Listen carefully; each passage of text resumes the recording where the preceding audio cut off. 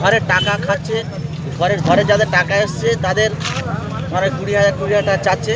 সেই নিয়ে একটা ভিডিও করেছিলাম। তার জন্য আজকের আমার হাটে সবাই ফেলে তৃণমূলের লোক পুরো সব মেরে আমার কি অবস্থা করেছে দেখুন। আচ্ছা, কারা মেরেছে আপনাকে? তৃণমূলের অঞ্চলের যারা আছে তারা। তৃণমূলের লোকরা, তাই তো? আপনি কি পার্টি, কিছু আমি পার্টি ISF করেন করি। নাকি? আমি আইএসএফ পার্টি করেন? আমি একটা ভিডিও করেছিলাম, শুধু সেই কারণে আমার এই অবস্থা করেছে।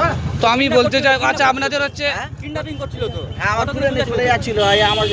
আমার ভাইরা বা আমার পাড়ার ছেলেরা আচ্ছা, আচ্ছা। যারা আছে তারা আমাকে গাড়ি জানে মেরে একদম দিচ্ছিল, তাই তো? আচ্ছা আচ্ছা, তো বলছিলাম একদম মানে আমার পুরো গাড়ি করে নিয়ে চলে যাচ্ছিল।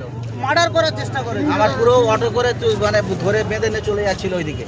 তো দেখতে পাচ্ছেন আপনারা কিরকম ধারা মেরেছে। আচ্ছা, কারা কারা হচ্ছে আপনাকে?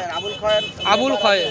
ওই আমাকে মেরে রাস্তায় ফেলে। আচ্ছা, আপনি হচ্ছে কোন বিধানসভার লোক? মগরাহাট পশ্চিম বিধানসভা। তাহলে মগরাহাট পশ্চিমের বিধানসভা, অর্থাৎ গিয়াসউদ্দিন মোল্লার কিন্তু আন্ডারে এই বিধানসভাটা পড়ছে। আমি বলতে চাইবো, দেখুন এখানে কত মানুষ আছে।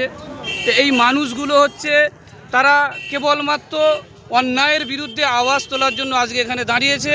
আজকে আমি দেখতে পাচ্ছি এই মগরাহাট পশ্চিমে বিভিন্ন রকম মুসলমানদেরকে অত্যাচার জুলুম করা হচ্ছে, শুধু কেবলমাত্র মুসলিম পার্টি, আইএসএফ পার্টি করার জন্য। তো যেমন যারা দেখছেন আমাদের, আচ্ছা আপনার নামটা কি বলুন তো? আজিজ আল হাসান, মগরাহাট পশ্চিম বিধানসভার আমি আইএসএফ এর মোহাম্মদ আজিজ আল হাসান। আব্দুল আজিজ আল হাসান, আইএসএফ পার্টির উনি কর্মকর্তা।